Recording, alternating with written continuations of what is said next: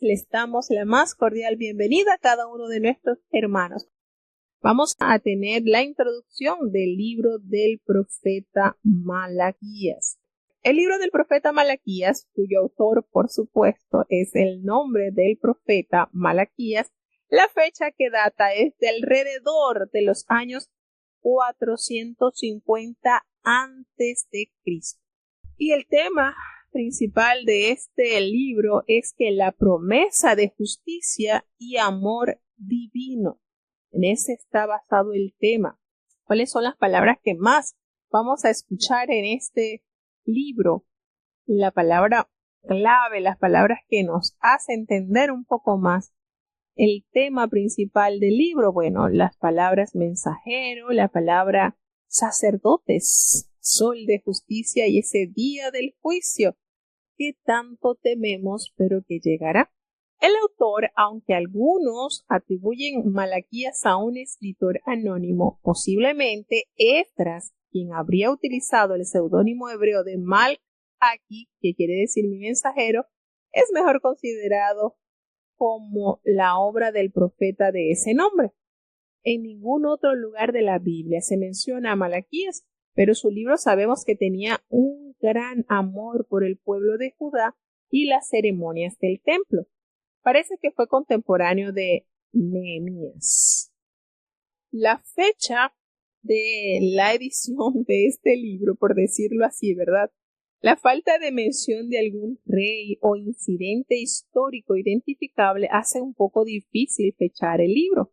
Y el uso de varias palabras persas en el texto y las referencias a la construcción del templo recomiendan una fecha post-exílica, concordante con el momento en que fue escrito Nehemías, que fue alrededor del año 450 a.C., pues Malaquías escribió como el último de los 12 profetas menores, el postrer autor inspirado de las Escrituras hasta los tiempos del Nuevo Testamento. Por eso está posicionado precisamente en la última parte, ya en lo más cercano a los libros del Nuevo Testamento.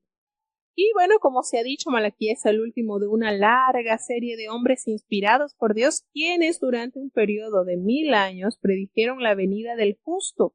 No solo profetizaron la venida del Mesías, sino pusieron al descubierto con toda claridad los pecados del pueblo y lo alertaron sobre el merecido juicio divino.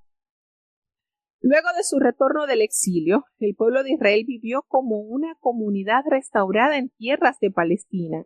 En lugar de aprender de las experiencias negativas de su pasado y retornar al culto y al servicio del Dios de sus antepasados.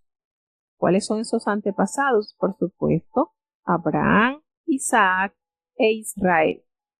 Se convirtieron en un pueblo inmoral e indiferente, y las reformas religiosas y políticas iniciadas por líderes como Nehemías y Esdras no previnieron el serio declinar espiritual que se manifestó en el seno de la población israelita, y esta grave situación hizo que Malaquías se sintiera profundamente afectado con los problemas de su pueblo. Con fervor divino se refirió entonces a la apatía colectiva que prevalecía hacia su Dios celestial.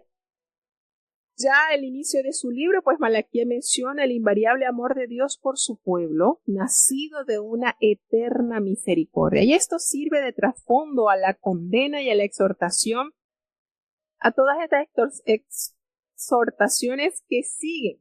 Primero, el profeta se dirige a los arrogantes, al abierto repudio de los sacerdotes por la ley y su influencia negativa sobre el pueblo. Los señala como responsables de haber hecho a muchos tropezar en el pecado. De ahí que se les advierta que el Señor no va a permanecer como un mero espectador, sino, a menos que se arrepienta, los va a castigar severamente. Enseguida, se refiere en términos enérgicos a la traición de los sacerdotes y laicos que se divorcian de esposas fieles y se casan con mujeres paganas, que practican el culto a los ídolos, y esto es seguido por un serio llamado a contener sus pasiones y ser fieles a sus esposas que el Señor les dio en su juventud. Más adelante, el profeta rechaza las prácticas irreligiosas del pueblo, su negación de la justicia divina y sus fraudes, y el Señor por la retención de los diezmos y ofrendas que se le deben. En una prosa ardiente y llana de fervor, a renglón seguido, Malaquías describe las cualidades del sacerdocio en el pasado, profetiza sobre el sol de justicia, el mensajero del pacto y el extraordinario y terrible día del juicio divino, cuando el justo será recompensado y el impío castigado. Por último, exhorta al pueblo a observar las leyes dadas a Israel por medio de Moisés y promete un futuro Mesías y su precursor, Elías, quien es Juan el Bautista. Y esta profecía cierra el Antiguo Testamento y lo vincula a las buenas nuevas de la provisión de Dios en el sol de justicia descrito en el Nuevo Testamento. Las críticas de Malaquías a los abusos e indiferencias religiosas tienen validez aún en nuestros días, y el pueblo de Dios siempre necesita confesar la insuficiencia de sus respuestas al amor divino. La devoción y el entusiasmo inicial por Dios pueden disminuir. Esa adoración genuina frecuentemente se transforma en una observación mecánica de prácticas religiosas. Defraudar en el diezmo, divorciarse de sus esposas y las uniones entre creyentes e incrédulos causan a menudo estragos en las familias. Deseos egoístas combinados con actitudes orgullosas y arrogantes conducen a serios problemas de los que se culpa a Dios, en lugar de reconocer nuestra negligencia y cambiar nuestras vidas por el poder del Espíritu Santo. Preguntamos entonces, ¿dónde está el Dios de justicia? Sin embargo, el verdadero arrepentimiento aún prepara el camino de las reformas necesarias y de los avivamientos inspirados por el Espíritu Santo. Así que en este último libro del Antiguo Testamento encontramos claros mensajes proféticos sobre la súbita aparición de Cristo, el ángel del nuevo pacto. Y ese es un día de juicio. ¿Y quién podrá soportar el tiempo de su venida? Nadie, gracias a sus propias fuerzas, porque para todos los que temen al Señor nacerá el sol de justicia, Jesús, y en sus alas nos traerá salvación. Y este es parte del contexto que encontramos en este maravilloso libro. Qué lindo es cuando Dios declara el amor por su pueblo. Qué lindo. Y es cuánto nos hace falta, ¿verdad? Reconocer, recordar la fidelidad y la grandeza de ese amor. Vamos entonces ya a iniciar con la lectura del primer capítulo del libro del profeta Malaquías. Escuchemos con atención. Malaquías capítulo 1. Carga de la palabra de Jehová contra Israel, por mano de Malaquías. Yo os he amado, dice Jehová, y dijisteis, ¿en qué nos amaste? ¿No era Esaú hermano de Jacob?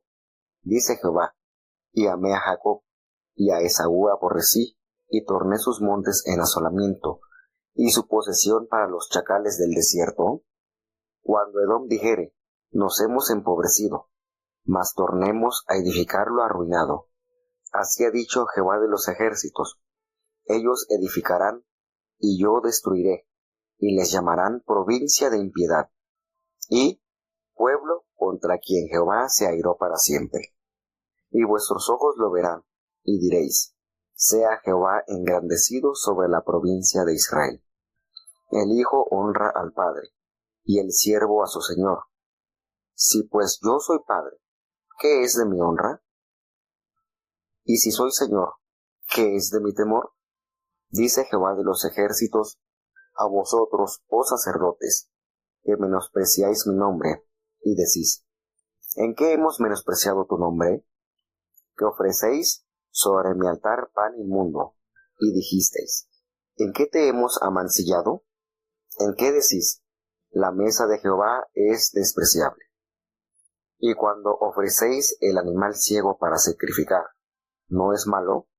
Asimismo, cuando ofrecéis el cojo o el enfermo, ¿no es malo? Preséntalo, pues, a tu príncipe. ¿Acaso se agradará de ti, o le serás acepto? Dice Jehová de los ejércitos. Ahora pues, orad a la faz de Dios que tenga piedad de nosotros. Esto de vuestra mano vino. ¿Le seréis agradables? Dice Jehová de los ejércitos.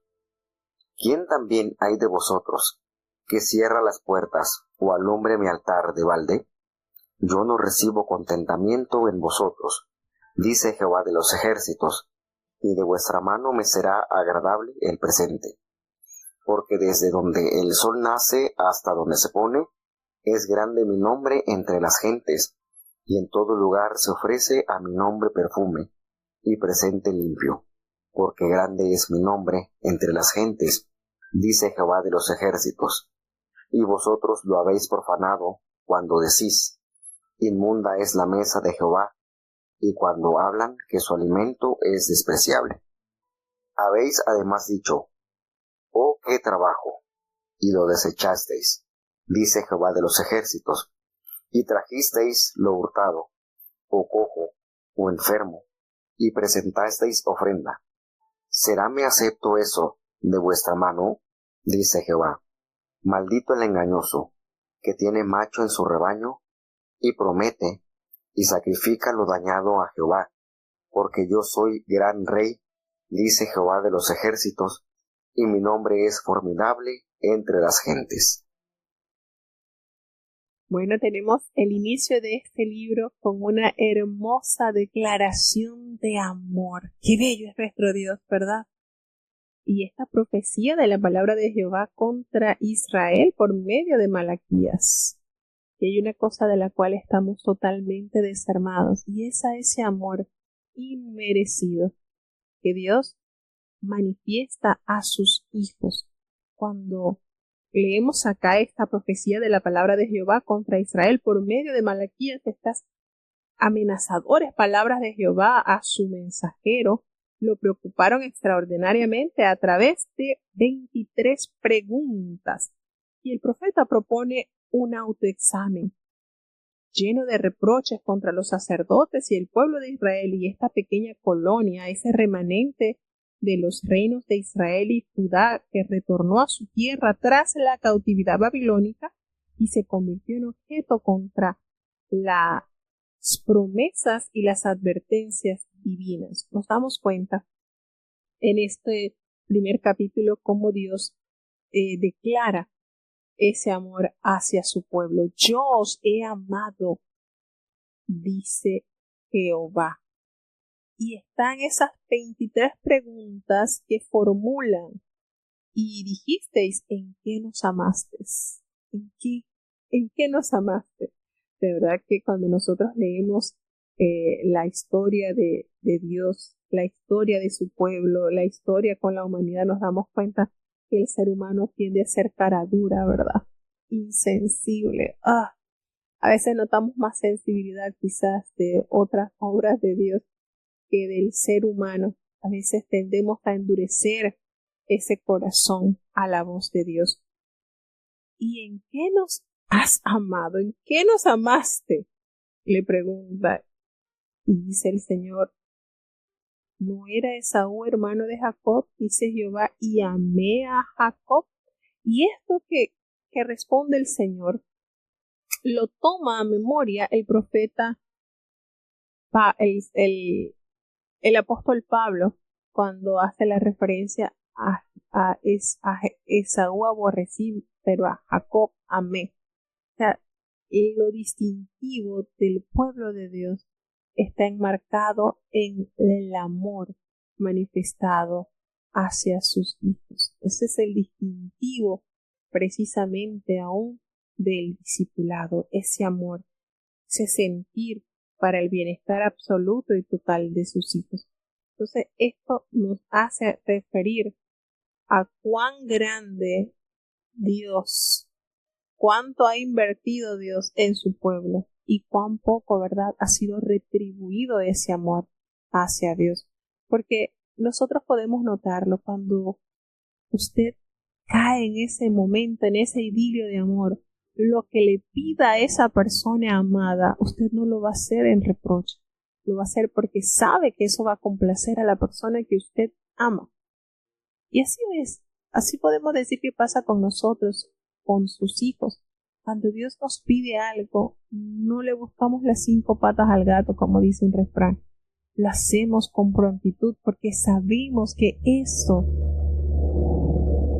le agrada a Él. Y si lo amamos, lo haremos con prontitud, con diligencia, sabiendo que eso alegrará su corazón. Y el Señor le dice aquí, a Jacob amé, a Esaú aborrecí y convertí sus montes en desolación y abandoné esa heredad para los chacales del desierto.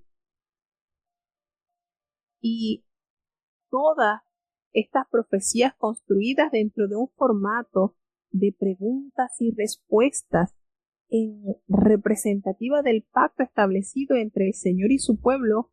Jehová es su Padre, es su Señor, es su único Dios y máximo juez. Entonces el pueblo escogido por Dios había correspondido mal al amor de Dios del pacto.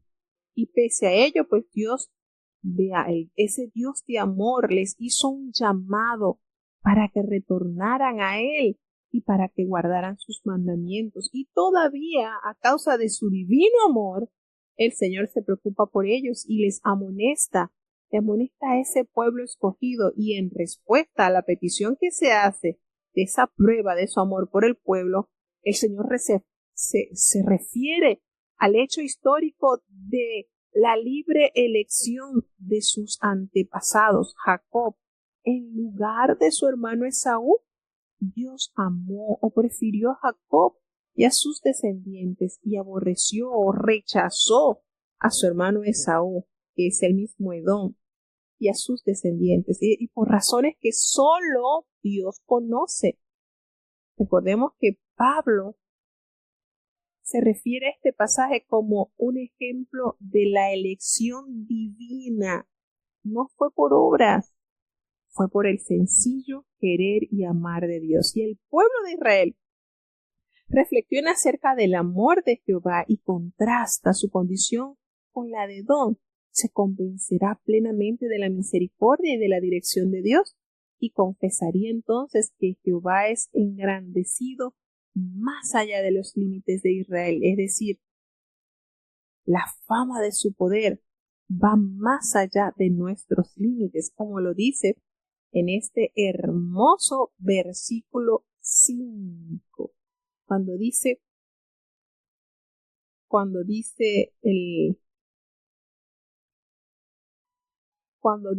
el versículo 11, porque desde donde el sol nace hasta donde se pone, es grande mi nombre entre las naciones, y en todo lugar se ofrece a mi nombre incienso y ofrenda limpia, porque grande es mi nombre entre las naciones, dice Jehová de los ejércitos. Qué hermoso este versículo, de verdad que está precioso, reconociendo que Dios es conocido, su nombre.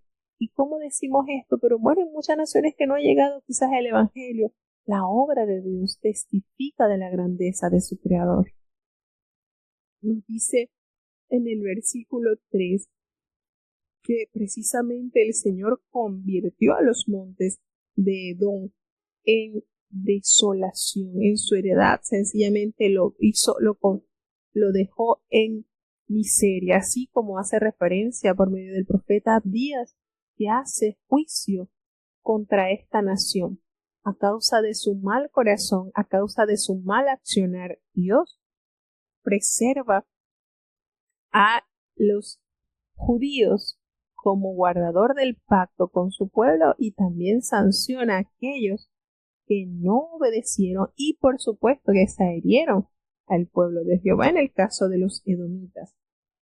Y en el segundo tópico, del versículo 6, nos vemos que se manifiesta, que se expresa sobre la condenación de los sacerdotes y se introduce utilizando este paralelismo hebreo por medio de las preguntas como Padre y Señor.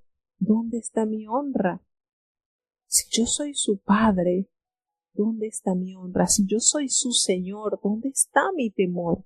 ¿Por qué no hay esa conexión? ¿Por qué no hay esa identificación de mis hijos hacia su Padre?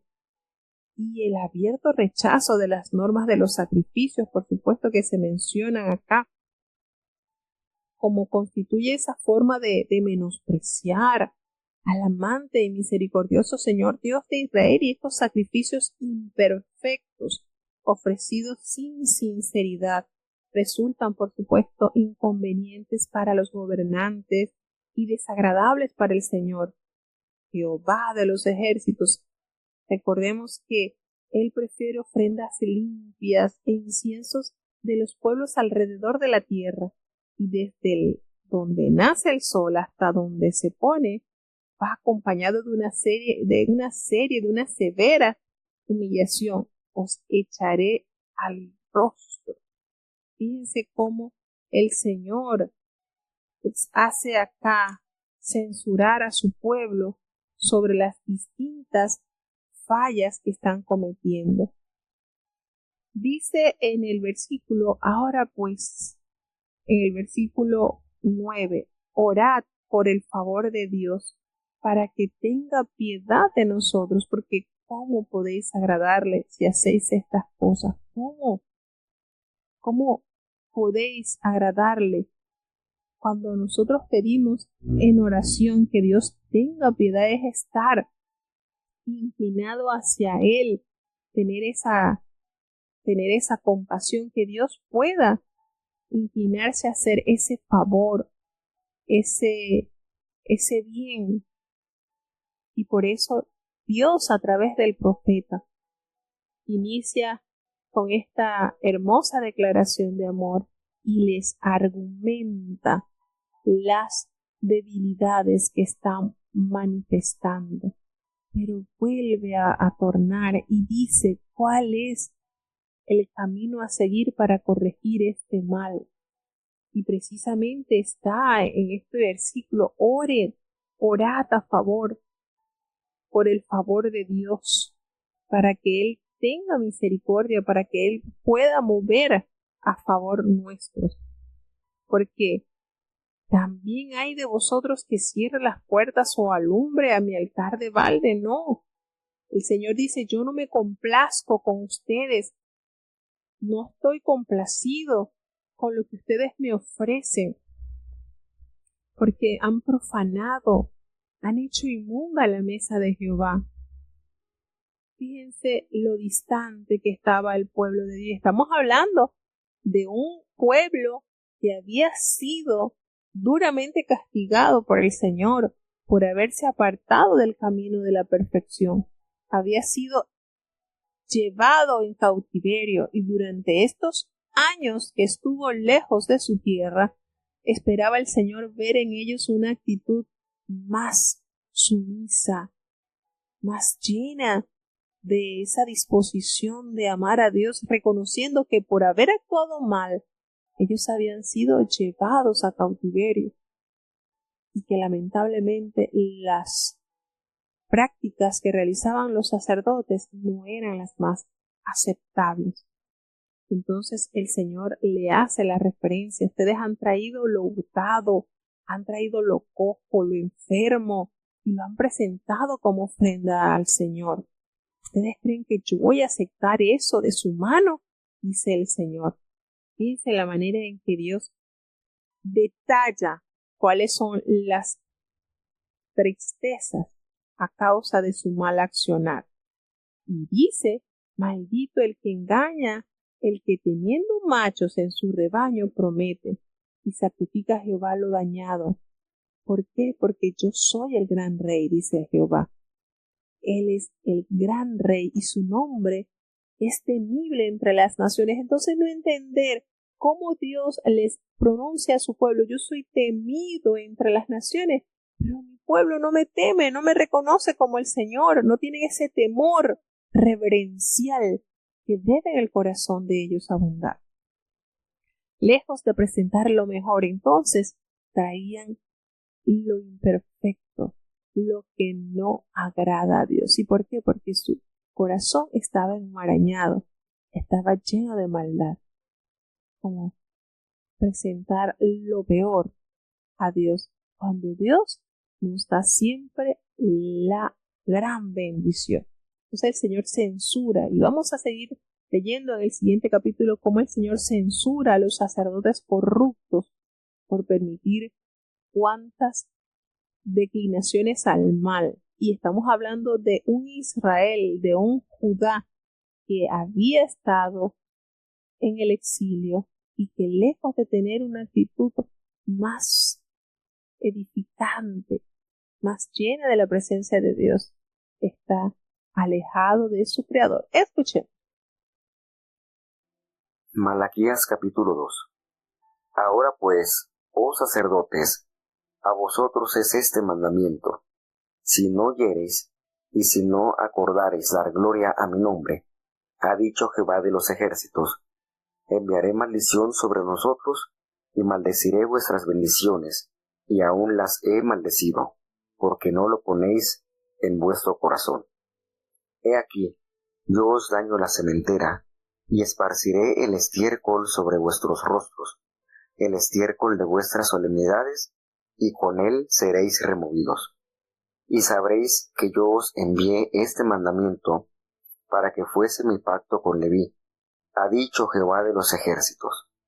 Mi pacto fue con él de vida y de paz, las cuales cosas yo le di por el temor, porque me temió, y delante de mi nombre estuvo humillado.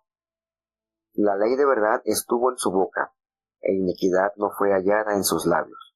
En paz y justicia anduvo conmigo, y a muchos hizo apartar de la iniquidad. Porque los labios de los sacerdotes han de guardar la sabiduría, y de su boca buscarán la ley, porque mensajero es de Jehová de los ejércitos. Mas vosotros os habéis apartado del camino, habéis hecho tropezar a muchos en la ley. Habéis corrompido el pacto de Leví, dice Jehová de los ejércitos. Por tanto, yo también os torné viles y bajos a todo el pueblo, según que vosotros no habéis guardado mis caminos, y en la ley tenéis acepción de personas. ¿No tenemos todos un mismo Padre? ¿No nos ha creado un mismo Dios? ¿Por qué menospreciaremos cada uno a su hermano, quebrantando el pacto de nuestros padres?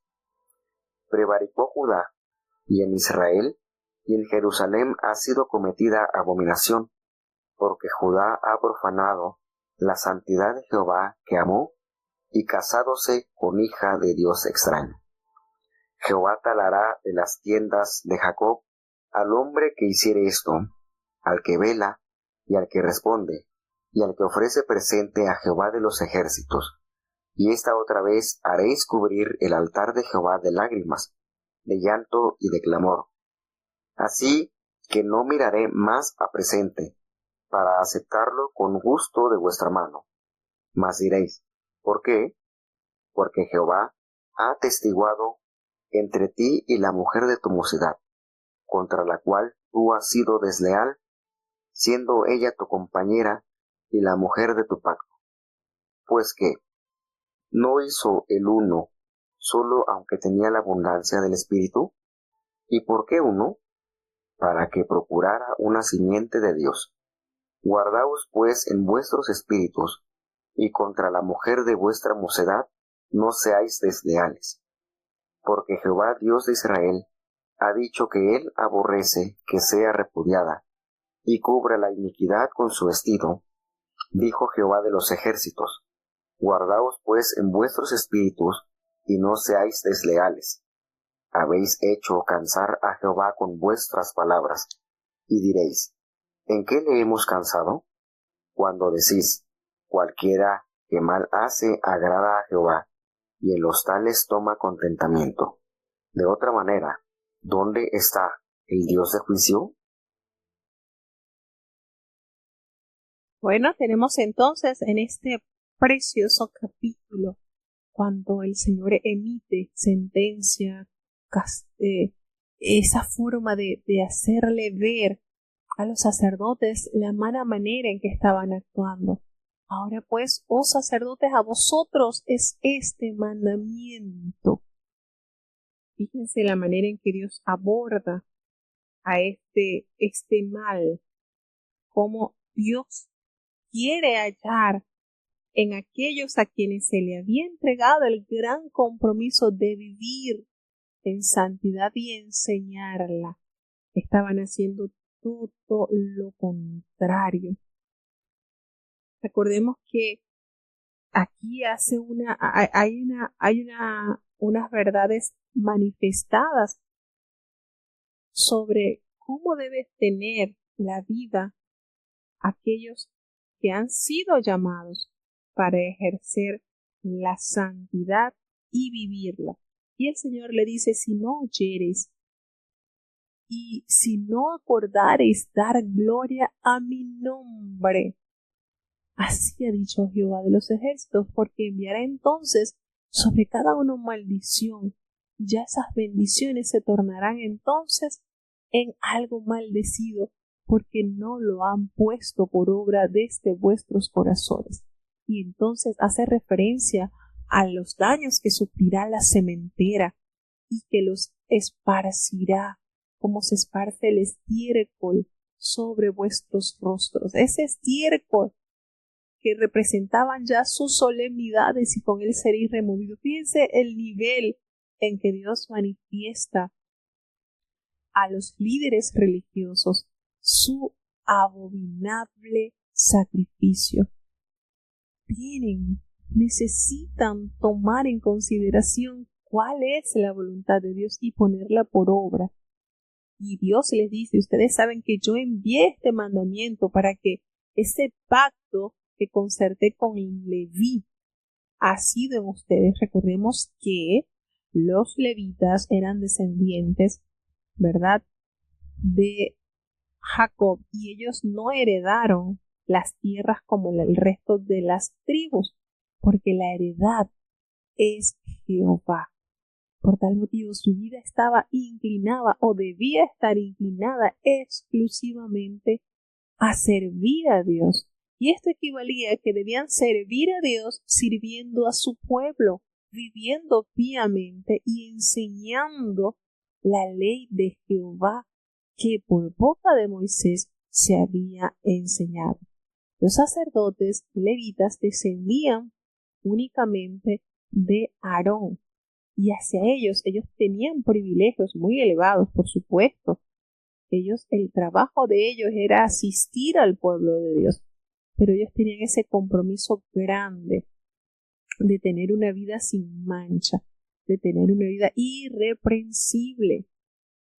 Y ese pacto ellos lo estaban invalidando, no estaban asumiendo ese compromiso para lo cual Dios los había escogido, porque cuando Él saca al pueblo de Israel y mueren todos los primogénitos de Egipto, el Señor dice, yo voy a tomar a los levitas como mis primogénitos, en el sentido de que ellos los he redimido para mi servicio, para ese servicio santo.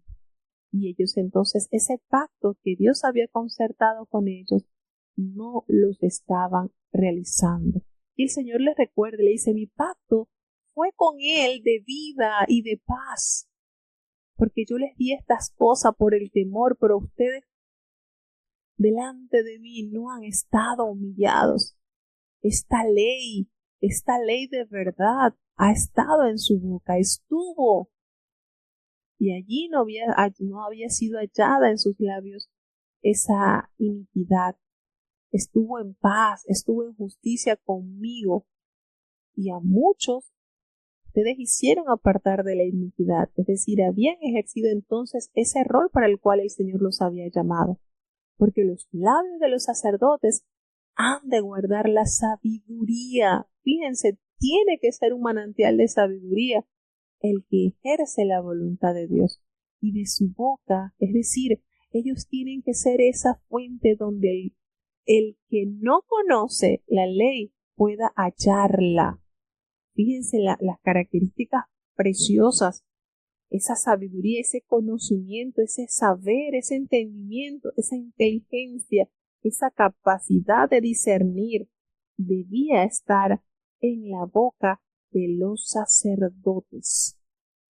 Entonces, ¿cómo Dios va claramente expresándole el propósito del pacto que había concertado con ellos cuando lo estaban ejecutando? Y ahora, ¿qué han hecho? A partir del versículo 8 le dice, pero ustedes se han apartado del camino, y no solamente se han apartado del camino, sino que han hecho tropezar a muchos en la ley, y se han corrompido de este pacto de Leví, les dice Jehová de los ejércitos. Fíjense cómo el Señor dibuja, cómo el Señor comunica en la forma en que ellos debían vivir, el propósito de su llamamiento.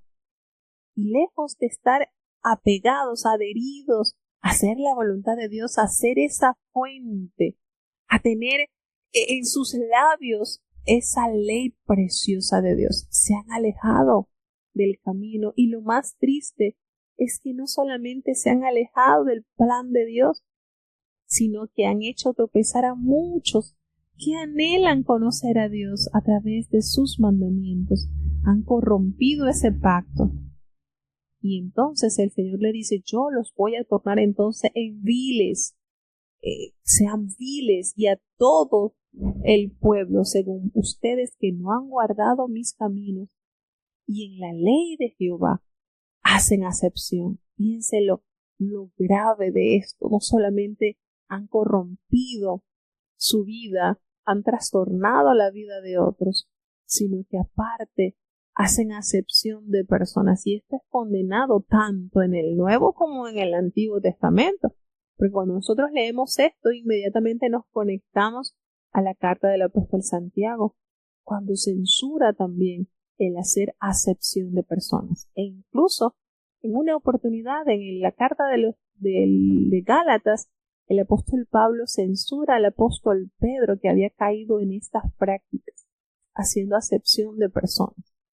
Entonces esto está ante los ojos de Dios de una manera inaceptable. Y el Señor les pregunta, ¿no tenemos todos un mismo Padre? ¿No nos ha criado un mismo Dios? Dios es el creador del universo, el creador de todos los hombres. ¿Por qué entonces hacer esas diferencias entre el que me cae bien y el que no me cae muy bien? ¿Por qué menospreciaremos cada uno a su hermano? Pues eso nos hace quebrantar el pacto de nuestros padres. Piensen en estas preguntas que están propuestas en el versículo 10. Si todos tenemos un mismo Padre, tenemos los mismos derechos, también los mismos deberes, ¿por qué entonces nace en nuestro corazón el menospreciar, el discriminar a nuestros hermanos? Eso automáticamente nos hace quebrantar el pacto de Dios. Le dice el Señor, prevaricó Judá, y en Israel y en Jerusalén ha sido cometida tanta abominación por el hecho de que Judá ha profanado la santidad de Jehová, que amó, y casado sea con la con hija de Dios extraño. La infidelidad que se manifestó en su pueblo, por supuesto, ha sido censurada totalmente por la boca de Jehová. A tal punto que el Señor afirma talar de las tiendas de Jacob al hombre que hiciere esto, y estas son palabras serias, al que vela y al que responde y al que ofrece presente a Jehová de los ejércitos. Y en esto, pues el Señor dice que hará cubrir el altar de Jehová de esas lágrimas, de ese llanto, de ese clamor. Así que no va a mirar más el Señor esos presentes, ni los va a aceptar con gusto todo lo que procede de la mano de su pueblo. Y ellos dirán, ¿y por qué? Porque Jehová ha sido testigo entre ti y esa mujer de tu mocedad, contra la cual tú has sido desleal. siendo ella tu compañera y la mujer de tu pacto. Fíjense cómo aquí se va desenmarañando situaciones tan personales en la vida del líder espiritual que por supuesto hacen impacto en la relación con Dios. Todo lo que el Señor le va sacando para corrección, haces acepción de personas, haces tropezar a muchos en la ley, haces estas maldades y por si fuera poco, el Señor es testigo de que tú eres infiel con la mujer de tu mocedad, esa que te ha sido compañera de vida, tú has sido desleal, esa que ha sido la mujer de tu pacto. Fíjense cómo todo esto arrastra situaciones contrarias que Dios aborrece y por supuesto que causan grave impacto en el servicio a Dios. Y esto lo hace alusión el apóstol cuando dice que por eso que hay que habitar con su esposa con ciencia, con sabiduría, porque y estamos hablando de haciendo conexión con el Nuevo Testamento, porque el hombre que tiene estos problemas serios con su esposa dice que sus oraciones serán impedidas. Entonces, por supuesto que interfiere grandemente con la comunión con Dios. Es tremendo esto, pero así nos enseña la palabra de Dios. Entonces no podemos caer en que, bueno, es que ya quizás ya no me gusta mi esposa. No, el Señor es testigo en contra de esto. El Señor es testigo de esto y lo sentencia. Para Él esto no está bien. Porque volvemos y caemos en el Nuevo Testamento. El Señor nos hace referencia que si no hay el apóstol Pedro en la primera epístola, en el capítulo 3, versículo 7, nos hace ver una conexión muy importante sobre esto que estamos leyendo en el libro de Malaquías. Y el Señor todo lo arma de una manera que se pueda entender, de manera que Dios pueda hacernos entender la forma en que debemos vivir. El apóstol Pedro en la primera epístola dice así en la palabra de Dios: vosotros maridos igualmente vivid con ella sabiamente, dando honor a la mujer como a vaso más frágil y como a coherederas de la gracia de vida, para que vuestras oraciones no sean impedidas. Entonces, ¿de qué manera Dios quiere que el matrimonio funcione? No, pero es que eso era en el Antiguo Testamento. ¿Y en el Nuevo? ¿Qué vamos a decir entonces? Y hace la pregunta en el versículo 15, ¿no hizo él uno solo aunque tenía la abundancia del Espíritu? Y es verdad, ¿cuántos Adán creó el Señor? ¿Y por qué uno? ¿Por qué uno solo? Y ahí está la respuesta: para que procurara una simiente de Dios. Guardaos pues en vuestros espíritus, y contra la mujer de vuestra mocedad no seáis desleales. Y usted se sienta a pensar, oye, el Señor pudo bien crear varios, pero hizo uno solo. ¿Y por qué?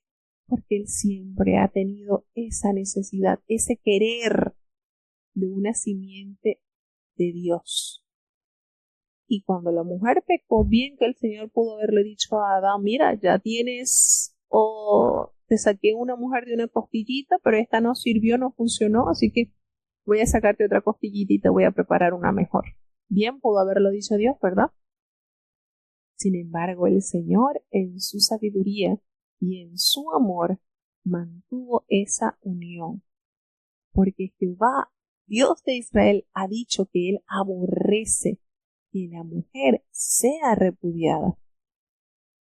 Así que el Señor habla duramente a los líderes sobre esta condición en la que ellos estaban sumergidos.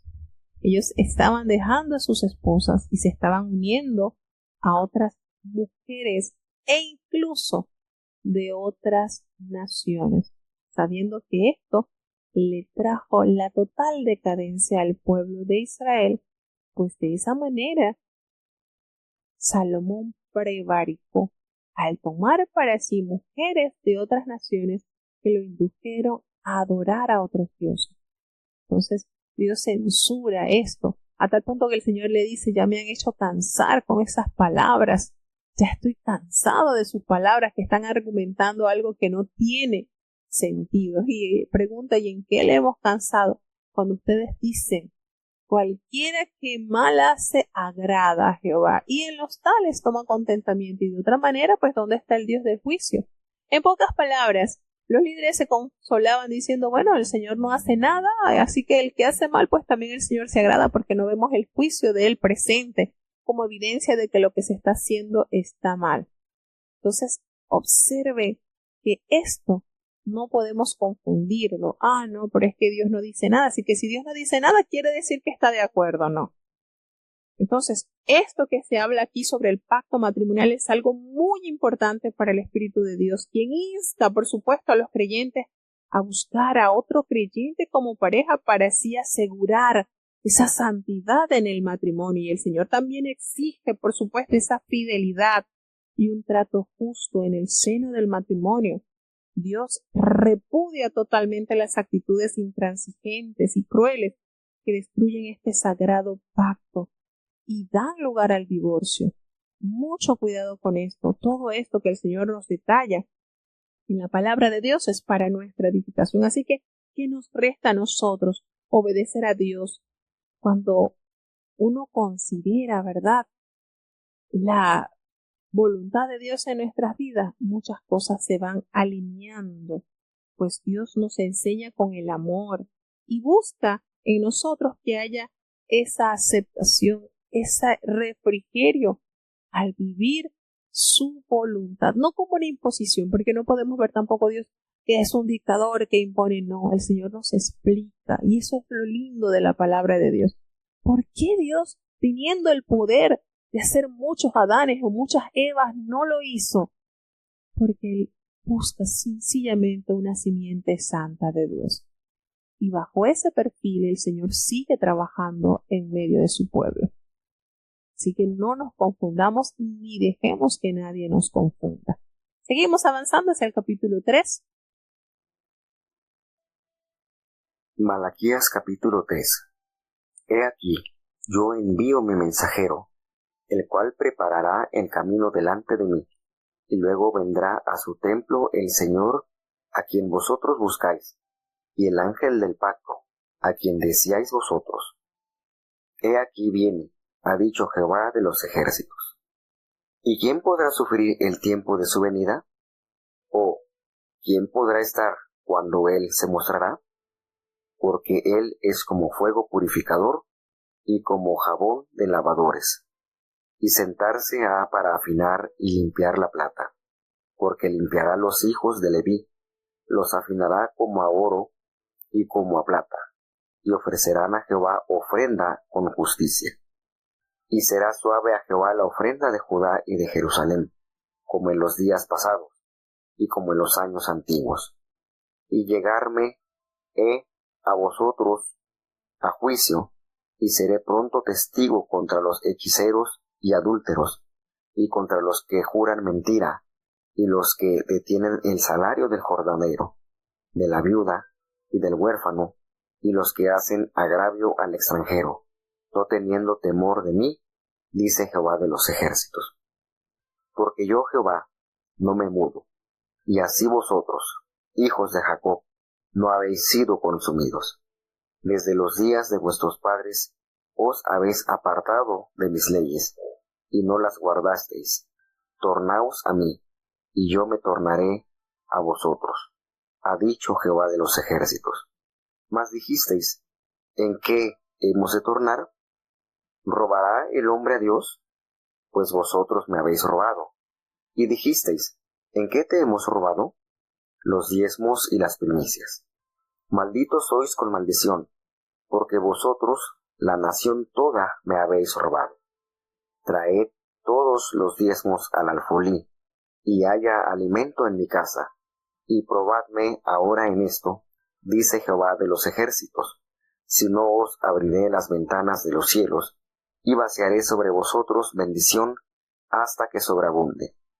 Increparé también por vosotros al devorador, y no os corromperá el fruto de la tierra, y vuestra vid en el campo abortará, dice Jehová de los ejércitos.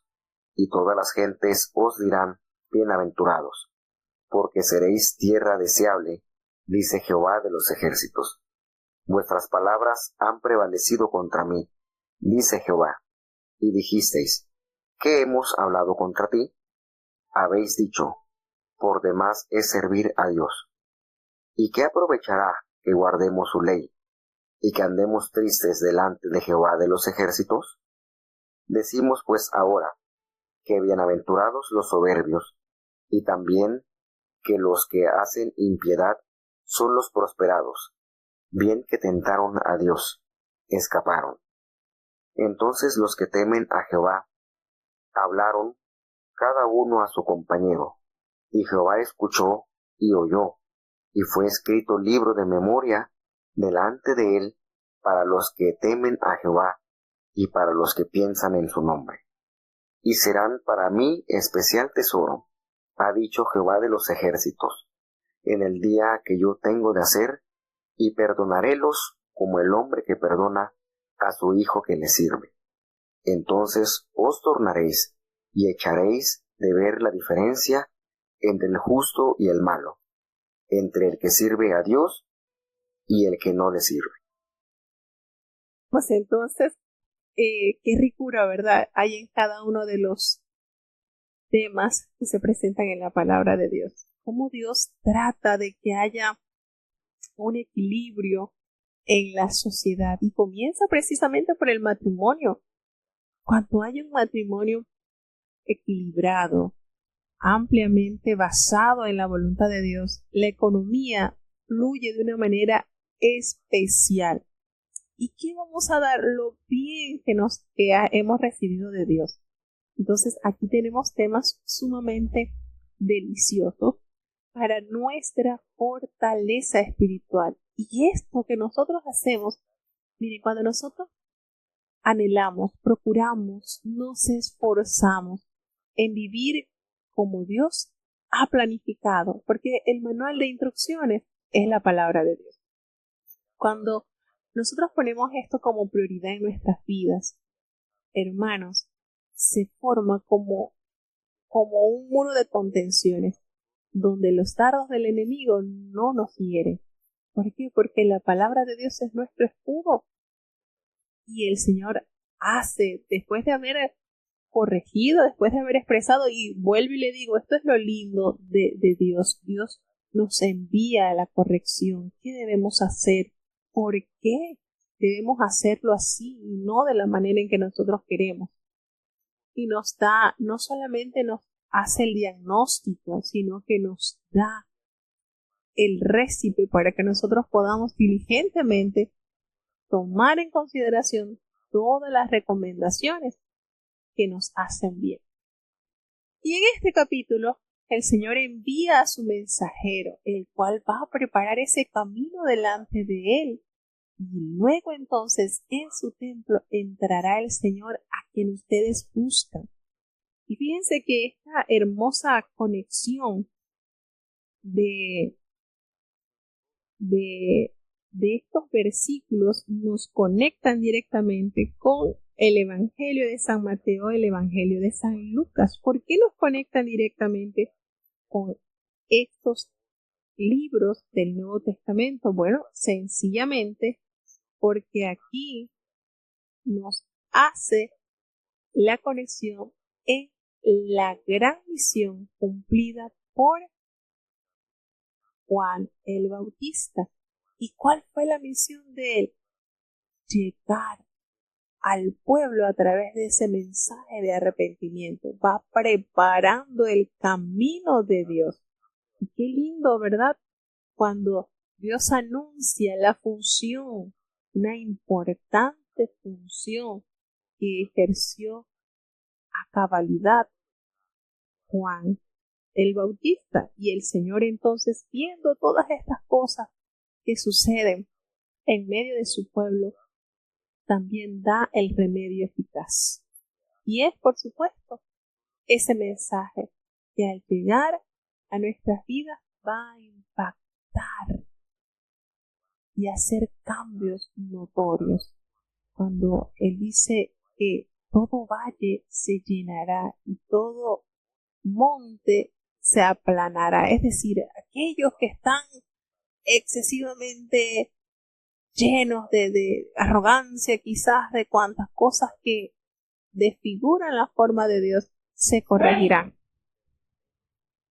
Y aquellos que les falta quizás esa fe, que les falta quizás un poquito más ese temor, entonces lo alcanzarán. Y eso es lo que da la palabra de Dios en nuestras vidas.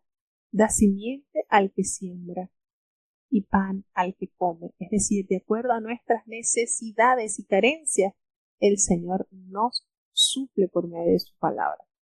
Y hace la pregunta, recordemos que hay 23 preguntas. ¿Quién podrá sufrir el tiempo de su venida? ¿Quién podrá estar cuando Él se mostrará? Porque Él es ese fuego purificador y ese jabón de lavadores. Eso que hace que nuestras vidas sean totalmente transformadas, cambiadas. Y Él se encargará entonces de afinar, de limpiar, así como hace la plata. Porque va a limpiar, dice la profecía en el versículo 3 del capítulo 3 del libro de Malaquías, sentarse para afinar y limpiar la plata, así como lo limpiará a los hijos de Leví. Los va a afinar como oro y a plata. Y entonces, después de haber sido finamente limpiados, purificados, entonces así ofrecerán a Jehová esa ofrenda con justicia. Hermoso, ¿verdad? Y por supuesto que esto tiene mucha conexión también con lo leído en el libro del profeta Zacarías. Ayer leíamos en el capítulo 13 esta función y cuánto bien nos hace ser probados. ¡Ay! Pero nos horrorizamos solamente de saber de las pruebas, pero son necesarias. Para los hijos de Dios son necesarias las pruebas. Y después que esto haya sido una realidad en su pueblo, va a ser suave a Jehová esa ofrenda que presentará Judá y Jerusalén, así como en esos días pasados, como en esos días antiguos, cuando el pueblo de Dios se deleitaba amándole, obedeciéndole, cumpliendo a cabalidad con esa función. Cuando traiga nuevamente ese querer, ese sentir que encontró en su pueblo. Y dice la palabra de Dios que allí, cuando eso suceda, el Señor se allegará a juicio y será ese testigo también contra aquellos que hacen mal, contra los hechiceros, contra los adúlteros, contra los que juran mentira y los que detienen el salario del jornalero, los que se detienen de ayudar a la viuda, a los huérfanos y le hacen agravio al extranjero, pues eso los hace que no tienen temor de Dios, no sienten que todas esas obras que hacen les repercutirá en su futuro. Fíjense esto, hay un proceso de invitación para la purificación y la santificación, y habrá esos que persistirán en hacer lo malo, y se llenan y se envuelven en hechicerías, en corrientes extrañas del mal, que son adúlteros y que se la pasan envueltos en mentiras y que hacen sus riquezas a costa del salario de los jornaleros, no dándole realmente el justo pago, y no ayudan ni se compadecen de la viuda ni del huérfano, y que le hacen mal a aquellos que están expuestos en una tierra ajena. Eso los hace apartarse del temor de Dios. No hay temor en el corazón de él. Sin embargo, Dios confirma su palabra cuando dice: yo, Jehová, yo no me mudo. Es eterno. Y así vosotros, hijos de Jacob, no habéis sido consumidos. ¿Saben por qué no han sido consumidos? Le hace la referencia. Porque desde los días de vuestros padres Os habéis apartado de mis leyes y no las has guardado. Y hace nuevamente la invitación, tornaos a mí, y yo me tornaré a vosotros. Así lo ha prometido Jehová de los ejércitos. Pero ustedes se preguntan en sí, ¿y en qué nos vamos a tornar? ¿Y en qué vamos a cambiar? ¿En qué? Fíjense esto. ¿Robará el hombre a Dios? Y hace esta pregunta. Ustedes me han robado. Y ustedes han tenido la desfachatez y pregunta, ¿y en qué te hemos robado? El Señor les responde, me han robado los diezmos y las primicias, y eso los hace acreedor de maldición. Ustedes son maldecidos entonces porque ustedes me han robado. ¿Cuál es la función de los diezmos? Los diezmos, el Señor invita una vez más a su pueblo a que su corazón pueda prepararse para recibir bendiciones de Dios. Cuando dice, traigan los diezmos al alfolí, aquí a mi templo, y haya ese alimento en mi casa. ¿Por qué? Porque recordemos que la función de llevar los diezmos a la casa de Dios es beneficiar a la comunidad eclesiástica y a la comunidad que es más vulnerable, a la viuda, al huérfano, al necesitado, aquellos que están pasando por dificultades. Qué lindo se siente cuando invertimos en eso. Dios se agrada. Y el Señor le dice, traigan los diezmos al alfolí y haya alimento en mi casa. Y ustedes se notarán, porque cuando Cristo vino, Cristo no solamente llevaba la palabra de Dios, tenía un ministerio de finanzas. Y eso nos da a entender que sí, la palabra de Dios es sumamente importante compartirla, pero debe estar acompañada por nuestras obras también. Y para eso necesitamos la economía, porque de no ser así, cuando Judas se ahorcó, ese puesto hubiese quedado nulo y no se hubiese echado suerte entonces entre aquel hombre, José y Matías, para que siguieran este ministerio, porque es sumamente importante. Entonces, ¿la economía es necesaria en el pueblo de Dios? Por supuesto que sí. Cuando usted entrega a Dios esa décima parte, Dios se le está dejando un 90% a usted para que sabiamente lo sepa administrar. ¿Qué hace Dios? Promete y le dice a ustedes, pruébenme. Yo creo que es la única parte de la Biblia donde el Señor abre la consideración de que lo probemos. Pruébenme ahora en esto, dice Jehová de los ejércitos, si yo no voy a abrir la ventana de los cielos y entregaré hacia sus vidas bendiciones hasta que sobreabunde. Porque cuando nosotros bendecimos a otros, nosotros nos volvemos una fuente de bendición. Esto es como la lluvia, cuando usted riega esa agua, esa obediencia a Dios, eso llega al cielo como el vapor, pero eso regresa en abundantes lluvias de bendiciones para su vida. Y por muchos, pero por muchos lados, esto es bombardeado, porque al enemigo no le conviene que usted sea dueño de las bendiciones de Dios, y entonces trata de bloquearle esas bendiciones. Pero ¿cómo se desbloquea? A través de la obediencia a Dios. Y muchos dicen, muchos atestigan, no, pero es que los diezmos no, eso no es bíblico, eso era en el Antiguo Testamento, en el Nuevo Testamento no es válido. Y es falso. Es falso porque Jesucristo, cuando censura a los fariseos, los censura fuertemente en el capítulo 23, el Señor les dice de una manera categórica y le dice, ¡ay! En el versículo, miren, San Mateo 23, capítulo 23, versículo 23. ¡Ay de vosotros, escribas y fariseos hipócritas! Porque diezmáis la menta y el eneldo y el comino, y dejáis lo más importante de la ley, la justicia, la misericordia y la fe. Entonces la gente dice, vio que aquí está eliminado, no hay que diezmar. No, siga leyendo. Esto era necesario hacer. ¿Qué era necesario hacer? Traer los diezmos, entregar los diezmos, sin dejar de hacer aquello. ¿Qué es lo que no hay que dejar de hacer? La justicia, la misericordia y la fe. Cuando el Señor Jesucristo le dice a su pueblo, esto era necesario hacer. ¿Es necesario diezmar? La pregunta actual, sí, es necesario diezmar.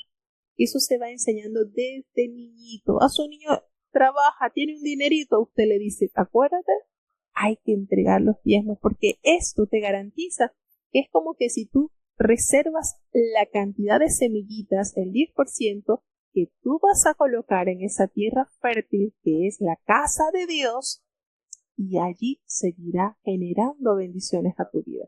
Como que si usted tiene 100 granitos de maíz y si usted se come esos 100 granitos de maíz no va a tener más para cosecha y seguir alimentándose, pero de esos 100 granitos de maíz usted selecciona 10, los más lindos, ¿verdad? Y usted los siembra en el terreno fértil que es la casa de Dios, pues asegúrese que usted seguirá cosechando abundante maíz porque no todas las semillas se las comió. Eso es el diezmo. Esa parte bonita en que usted se asegura de que al sembrarle en la tierra fértil de la casa de Dios, usted va a seguir recibiendo. Y qué lindo Dios. Dios está sumamente interesado en bendecir tu vida, bendecir tu matrimonio, bendecir tu hogar. Cuando nosotros diligentemente somos obedientes a Él. No se dejen engañar, no piensen a decir, no, es que eso era en el Antiguo Testamento, en el Nuevo Testamento, ni hace referencia a los diezmos. Váyase al Evangelio de San Mateo capítulo 23, versículo 23. ¿Qué le dice Jesucristo? ¿Qué le dice el Señor? ¿Es necesario diezmar? Sí, Jesucristo dice que es necesario. Es necesario. Y no debemos dejar de hacer lo otro tampoco. Es decir, el amor, la justicia, la fe, la misericordia deben estar unidos al acto de dar a Dios. Entonces, esto es maravilloso. Esto es lindo, hermano, que nosotros vayamos aprendiendo, porque cuando usted se empodera del conocimiento de Dios y lo practica en su vida, hay alguien que tiembla y se va de su vida y es el enemigo.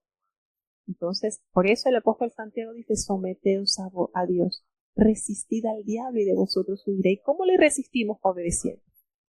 ¿Cómo le resistimos al diablo? Obedeciendo la voluntad de Dios. De esa manera, Dios aumentará nuestras vidas muchísimo, pero muchísimo. Dios, esto es como la ley de gravedad. Todo lo que sube, baja, todo lo que usted entrega a Dios, le regresa con mucha bendición. Entonces no dejemos que el enemigo quite este sentir en nuestras vidas. Seamos diligentes. Yo me recuerdo que cuando yo comencé a trabajar, mis viejos eran súper, así me daba vergüenza. Los reunía por 1 mes o 2 meses porque como era poquito, ¿no? Y a mí me daba así como que pena. Ay, no, poquito. Y a veces uno como que no, eso es tan poquito, mejor no lo doy. No, eso es mentira del diablo. Si es poquito, dele. Entréguelo con amor, Dios sabe. Y a veces dice, bueno, el Señor como conoce nuestro corazón y bueno, ahora nos va a dar un buen sueldo. Y entonces lo vemos que no, ahora es mucho. Entonces así en eso se trabaja el hombre. No, no, es que ahora es mucho, mucho, mucho. No, hermanos. Qué lindo es de lo que Dios nos da. Es tan bello nuestro Dios que solamente un 10% y nos deja un 90% a nosotros para que sabiamente lo sepamos administrar. Entonces seamos diligentes, seamos sabios, seamos entendidos y no permitamos que nada de estas cosas nos hagan alejar de ser diligentemente la voluntad de Dios. Y es bonito cuando nosotros cumplimos con lo que Dios nos ordena. Entonces, ¿qué nos enseña la palabra de Dios? Que nosotros debemos tener ese anhelo de vivir para Él. Así que nos dice entonces en el versículo lo importante, ¿verdad? Estos versículos que enseñan de los siguientes principios, pues que Israel se negaba, era negligente con sus relaciones con el Dios de pacto y había defraudado, por supuesto, en los diezmos y en las ofrendas. Y esto dio lugar a un juicio de Dios. Y Dios entonces le pide a su pueblo que era necesario volver a esa fidelidad en esta cuestión. Así que presenten todos los diezmos porque Él abrirá las ventanas de los cielos, es decir, enviará las tan necesarias lluvias y reprenderá al devorador. ¿Qué es el devorador? Recordemos que había muchas cosas que afectaban los siembros, como por ejemplo las langostas que devoraban las cosechas, aunque no hay un consenso, ¿verdad? Que podamos decir, bueno, mire, cuando nosotros no diezmamos parece mentira, pero se nos diluye el salario, se nos hace nada, se nos va en suspiros. Así que necesitamos ser diligentemente en diezmar, en ser obedientes. Y no solamente los diezmos, también esa ofrenda que es esa bendición personal y particular que Dios nos quiere dar. Entonces mucha gente está quizás incapacitada por su propia pobreza y está a menudo causada, como que obligada a desobedecer a la palabra de Dios y dice, no, mejor no doy nada. Y hay muchas maneras que se manifiesta esta desobediencia y por eso que el Señor le dice, robará el hombre a Dios, ustedes me están robando. Y este pasaje claramente nos dice que aquellos que retienen sus diezmos y ofrendas les están robando a Dios. Así que en consecuencia se privan a sí mismos de esas bendiciones que Dios desea otorgarnos. Así que cada uno cesa de diezmar. Cada uno que cesa de diezmar está violando la ley. Y si uno viola la ley, entonces ésta no puede obrar a nuestro favor.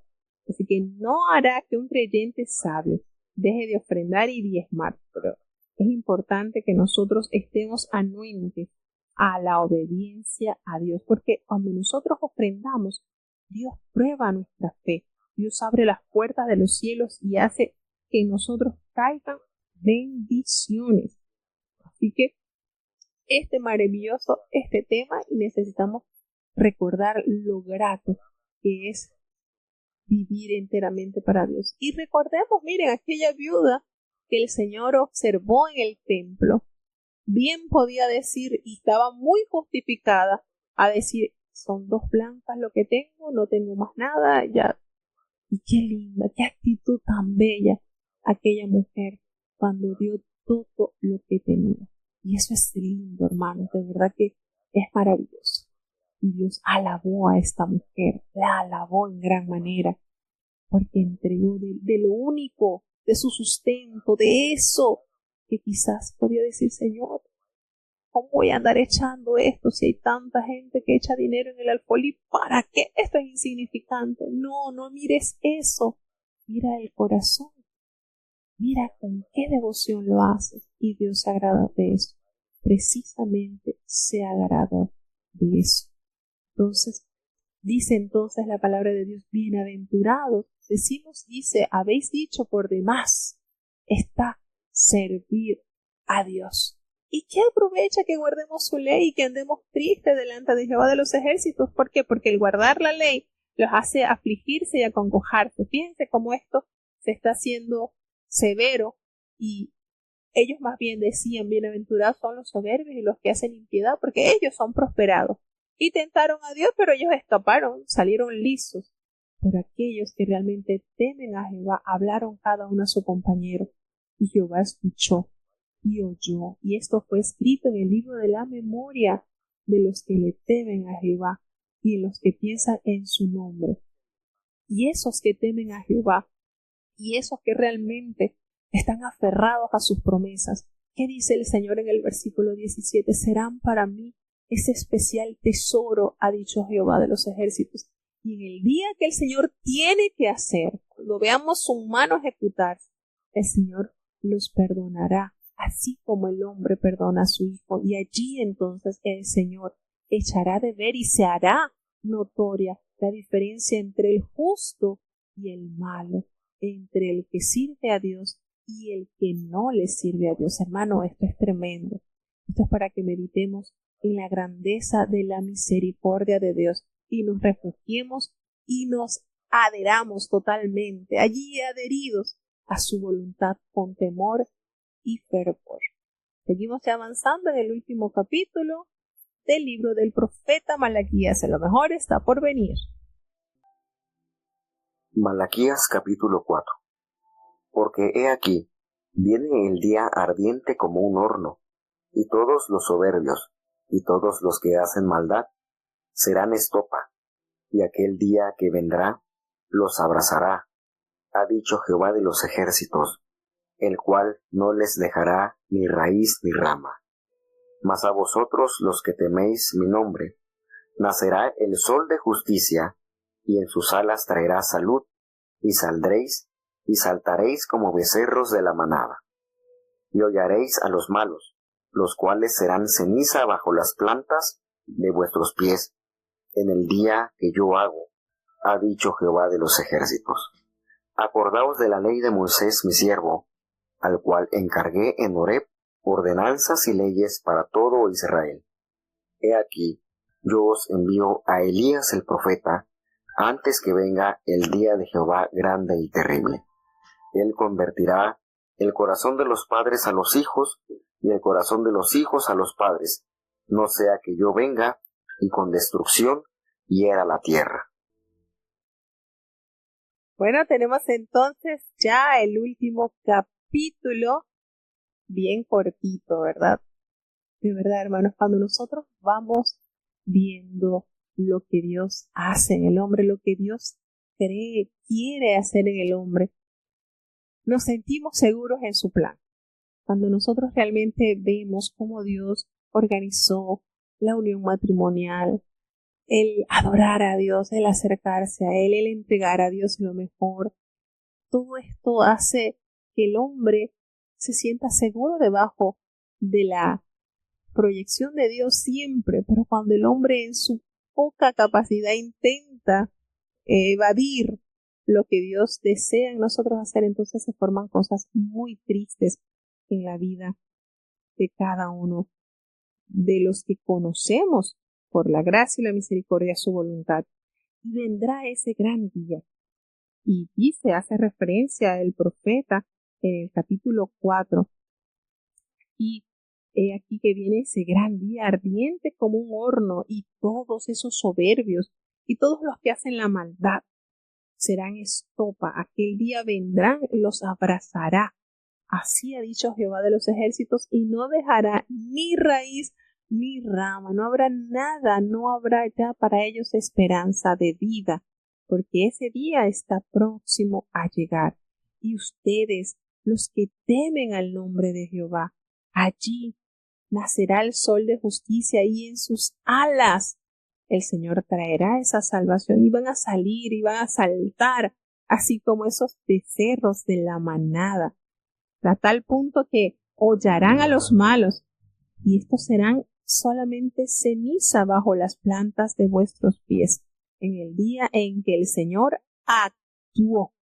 Y a veces nos sentimos como impotentes, Señor, tantas cosas malas que pasan, pero tú no haces nada. Y eso quizás hace que el soberbio se sienta más grandote al decir, ay, Dios no hace ni bien ni mal, ay, Dios no hace nada. Así que sigamos, comamos y bebamos, que mañana moriremos, como dice en la Biblia, ¿verdad?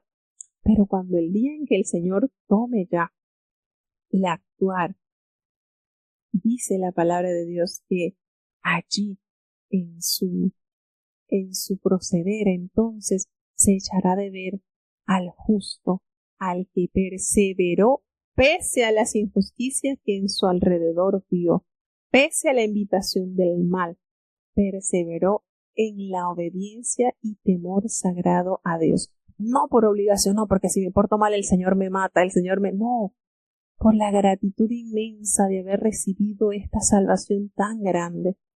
Y cuando nosotros llegamos a ese nivel en que llegó aquel joven al decir, ¿cómo pecaría yo? ¿Qué haría este gran mal contra el Señor, contra mi Dios? No podemos saber de dónde Dios nos ha tomado y lo que Dios ha hecho en nuestras vidas. Entonces la palabra del Señor dice que hollaréis a los malos, y ellos serán cenizas en vuestros pies. Acordaos de esa ley de Moisés, mi siervo, la cual él encargó en Horeb, esa ordenanza y esas leyes para todo Israel. Y el Señor promete y recuerda que envió al profeta Elías antes que venga ese día grande y temible. Y por supuesto, aquí directamente nos hace la conexión con Juan el Bautista, como lo recuerda el Evangelio de San Mateo en el capítulo 11, versículo 14, San Marcos capítulo 9, versículo 11 y Lucas capítulo 1, versículo 17, porque precisamente a través de ese ministerio el Señor promete entonces hacer volver el corazón de los padres hacia los hijos y el corazón de los hijos hacia los padres. No sea verdad que el Señor venga y él hiera a toda la tierra con maldición. Entonces, en conclusión, el profeta amonesta al pueblo para que se acuerde de la ley de Moisés. Viene esa promesa de la venida del profeta Elías, antes evocado en el capítulo 3 como un mensajero. Con este mensaje profético y la esperanza de unidad y de salvación concluye el Antiguo Testamento. Malaquías, así como Abdías y otros predecesores, ven desde lejos el primer adviento de Cristo y esta salvación que aguarda a todos los que en él creen, pero también vislumbra el segundo advenimiento de Cristo con el juicio de los impíos y la salvación eterna para los que temen su nombre. Se nota entonces cómo esto se pronuncia y es alcanzado en la primera venida de Jesucristo, pero que también nos destella sobre la segunda venida del Señor. Qué cosa, ¿verdad? Cómo Dios en la palabra es tan completa. Cómo Dios nos detalla lo que pasaría, y estamos hablando de que el profeta Malaquías aproximadamente 430 antes de Cristo anunció con certeza la venida del Señor, así como también la de Juan el Bautista. ¿Y cuál era la misión? Sencillamente llevar el mensaje a todos para que se conviertan de su mal camino. No sea que el Dios venga y nos encuentre de una manera totalmente desorientada. Así que bueno, de esta manera, con esta nota hermosa de esperanza, se despide el libro, el último libro del Antiguo Testamento que tenemos en nuestra Biblia, como son los 39 libros que pertenecen al Antiguo Testamento. Así que de esta manera damos por concluido el libro de Malaquías.